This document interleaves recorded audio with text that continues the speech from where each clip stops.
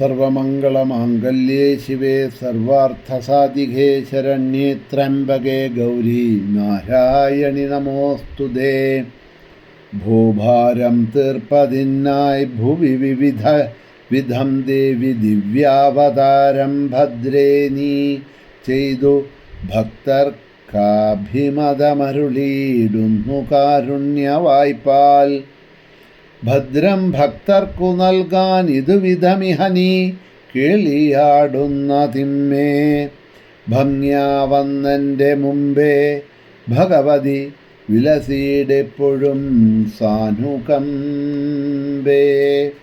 ദേവീ ശരണം അമ്മേ.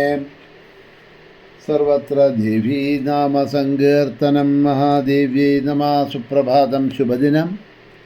എല്ലാ ധന്യാത്മാക്കൾക്കും പുലർകാല വന്ദനം. ശ്രീമദ് ദേവി ഭാഗവത നിത്യപാരായണ പരമ്പരയുടെ ഇന്നത്തെ യജ്ഞവേദിയിലേക്ക് എല്ലാ സജ്ജനങ്ങൾക്കും സുസ്വാഗതം. സപ്തമസ്കന്ധം 27-ാമത്തെ അധ്യായമാണ്. ഹരിശ്ചന്ദ്രചരിതം അവസാന ഭാഗങ്ങൾ നമ്മൾ ഇന്ന് അവലോകനം ചെയ്യാൻ തുടങ്ങുന്നത്. സ്വന്തം മകൻ്റെ ചിതയിൽ താൻ ചാടി ദേഹത്യാഗം ചെയ്യാം എന്ന് ഹരിശ്ചന്ദ്ര മഹാരാജാവ് പറഞ്ഞപ്പോൾ പതിവ്രതയായ താനും ആ ഭർത്താവിൻ്റെ ചിതയിൽ ചാടി ആ ശരീരത്തിനെ ത്യാഗം ചെയ്യാമെന്ന്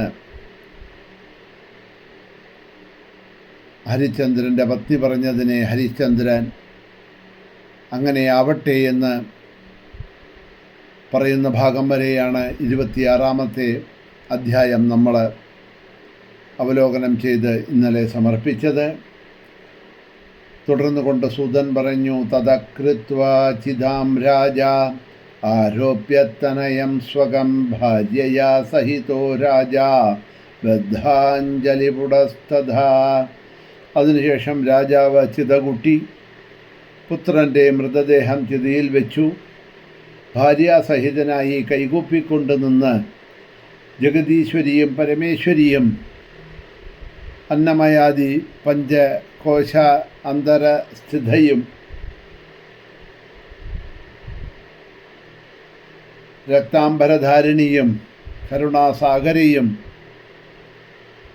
ജഗൽ രക്ഷകയും അംബയും ആയിട്ടുള്ള ഭഗവതിയെ മനസ്സുകൊണ്ട് സ്മരിച്ചു.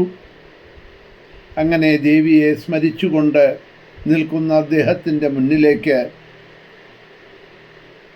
ധർമ്മദേവനെ മുൻനിർത്തിക്കൊണ്ട് വാസവാദി സകല ദേവന്മാരും എഴുന്നള്ളി എന്നാണ് പറയണത്.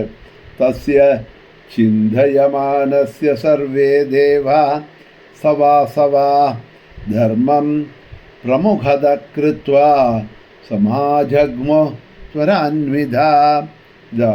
സകല ദേവന്മാരും ധർമ്മദേവനും അവരുടെ മുന്നിൽ പ്രത്യക്ഷപ്പെട്ടു. അവിടെ വന്ന ദേവന്മാർ അദ്ദേഹത്തോട് പറഞ്ഞു, മഹാപ്രഭോ രാജൻ കേൾക്കൂ, ഞാൻ സാക്ഷാൽ പിതാമഹനാണ്. ഇദ്ദേഹം ധർമ്മദേവനാണ്. സാധ്യന്മാർ, വിശ്വദേവന്മാർ, മരുത്തുക്കൾ, ലോകപാലകന്മാർ, ചാരണന്മാർ, നാഗങ്ങൾ, സിദ്ധന്മാർ, ഗന്ധർവന്മാർ, രുദ്രന്മാർ, അശ്വിനി ദേവന്മാർ മുതലായിട്ടുള്ള ദേവഗണങ്ങളാണ് ഇതാ ഇവിടെ ഞങ്ങൾക്കൊപ്പം നിൽക്കുന്നത്.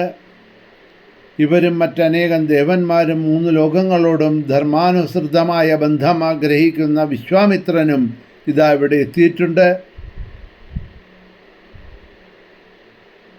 ആ വിശ്വാമിത്രനും അങ്ങയുടെ ഇഷ്ടമെന്തോ അത് സാധിക്കാൻ ആഗ്രഹിക്കുന്നുണ്ട് എന്ന് പറഞ്ഞു. ധർമ്മൻ പറയണു, ഹേ രാജാവേ, സാഹസം കാട്ടിക്കരുത്. അങ്ങയുടെ അടുത്തെത്തിയിരിക്കുന്ന ഞാൻ ധർമ്മദേവനാണ്. തിദിക്ഷാദമം സത്യം തുടങ്ങിയ അങ്ങയുടെ ഗുണങ്ങളെ കണ്ടുകൊണ്ട് ഞാൻ സന്തുഷ്ടനാണ് എന്ന് ധർമ്മദേവൻ പറഞ്ഞപ്പോഴേ ഇന്ദ്രൻ പറയണു, ഹേ ഹരിശ്ചന്ദ്ര, അങ്ങ് ഇപ്പോൾ ഭാര്യാപുത്രന്മാരോടുകൂടി സനാതനമായ ലോകങ്ങളെ ജയിച്ചിരിക്കണു. ഭാര്യാപുത്ര സമേതനായിട്ട് അങ്ങ് സ്വർഗത്തിലേക്ക് പ്രവേശിക്കാം. അന്യർക്ക് അപ്രാപ്യമായ സ്വർഗം അങ്ങ് സ്വന്തം പ്രവൃത്തികൾ കൊണ്ടിതാ നേടിക്കഴിഞ്ഞിരിക്കണോ എന്ന് പറയണു. അപമൃത്യുവിനെ ഇല്ലാതാക്കുന്ന സുധാവർഷം ആ അവസരത്തിൽ ചിതിയിൽ വെച്ചിരിക്കുന്ന ശിശുവിൻ്റെ മേൽ ദേവേന്ദ്രൻ ആകാശത്തു നിന്ന് മഴ പൊഴിയിച്ചു. വലിയ പൂമഴയുണ്ടായി. ദുന്ദുഭി മുതലായിട്ടുള്ള വാദ്യഘോഷങ്ങൾ ആകാശത്തിൽ മുഴങ്ങാൻ തുടങ്ങി. അപ്പോൾ ഹരിശ്ചന്ദ്ര മഹാരാജാവിൻ്റെ പുത്രനായിട്ടുള്ള രോഹിതൻ സ്വസ്ഥനും പ്രസന്നനും സന്തുഷ്ടചിത്തനുമായിട്ടിതാ ആ ചിതയിൽ നിന്നും എഴുന്നേറ്റ് വന്ന മകനെ കണ്ട് സന്തോഷിച്ച ഹരിശ്ചന്ദ്ര മഹാരാജാവ് തൻ്റെ മകനെ ആശ്ലേഷിച്ചു.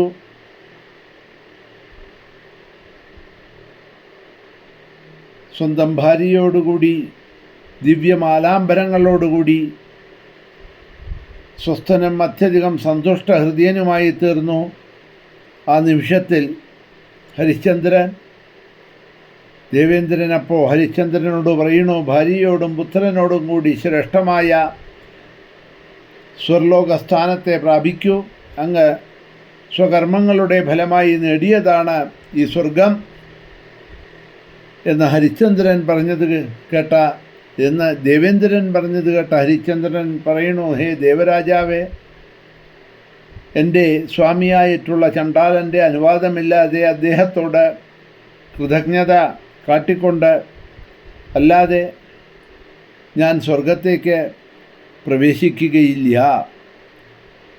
അപ്പോൾ ധർമ്മരാജാവ് പറയണു, അങ്ങേക്ക് അന്നുണ്ടായ ക്ലേശം മനസ്സിലാക്കിയിട്ട് ഞാൻ തന്നെയാണ് എൻ്റെ മായ കൊണ്ട് ചാണ്ടാല രൂപമായി തീർന്നതും ചണ്ഡാലക്കുടിലിൽ